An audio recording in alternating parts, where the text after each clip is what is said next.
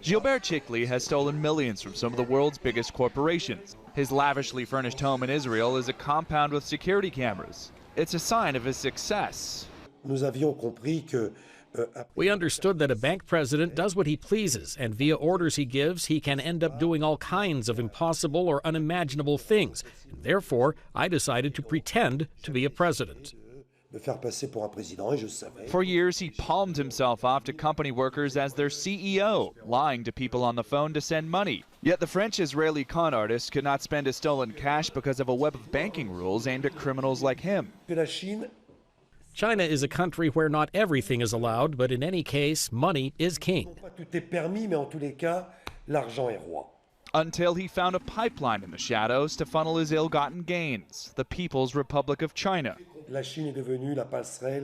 China has become a universal international gateway for all manner of scams. The con artist told the AP he laundered most of his money through China and Hong Kong. China is today the expert in these revolving money transfers. The money washing machine Chikli used worked like this. He conned companies into sending money into Eastern Europe, then bounced the funds to China, after which arranged for them to be withdrawn in cash. The money would be used to purchase merchandise and commodities. Then for a bribe, a Chinese vendor would issue fake receipts to Chikli's shell companies, creating a legal paper trail.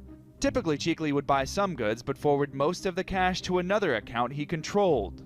In the last step, Chikli sold the goods and sent his money to Israel, where false invoices made the entire sum look like legitimate profit. The Chinese government did not respond to any of the AP's inquiries for comment. Chikli is widely credited with pioneering the fake CEO scam, which federal investigators say is now widely copied and has cost businesses worldwide $1.8 billion in the last 2 years. It's a huge scam. It's a significant scam, big dollars, and relatively recent. In a little over a year's time for us to get up to the billion-dollar figure, it's scary. Now retired from the FBI, J. Biankowski says the agency traced fake CEO scam transfers to 70 countries. The money is has been initially going into over 70 different countries. At the very top of that list is Hong Kong and China. Police believe Chinese migrants and Israeli con men worked together in the Parisian neighborhood where Chikli once ran a clothing business. The groups created a money laundering system which some migrants believe to be the most effective, reliable way for Chinese merchants to send money back to China. The Chinese call this practice flying money. The French busted a similar network in a garment district in Paris suburb called Aubervilliers, where authorities accuse Chinese merchants of laundering money for North African drug dealers. Back in Israel, Chikli says he never tapped into those networks himself, but understands how they flourished. Last year, a French court convicted him of fraud in absentia.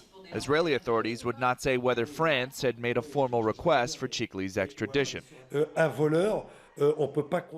I was convicted because it spread everywhere. I'm an example. It's what's called a conviction by example. Chikli maintains he's now living a simple life of a father and husband. He helped renovate a nearby synagogue. A sign in Hebrew outside of it thanks him for his help. Close to it, another reads, "Thou shalt not steal." Chikli didn't seem to care about contradictions, rather he embraced his role as a con artist to the AP. And now people will be able to see Chikli's power of persuasion on the silver screen in a French movie called Thank You for Calling. John Moan, Associated Press.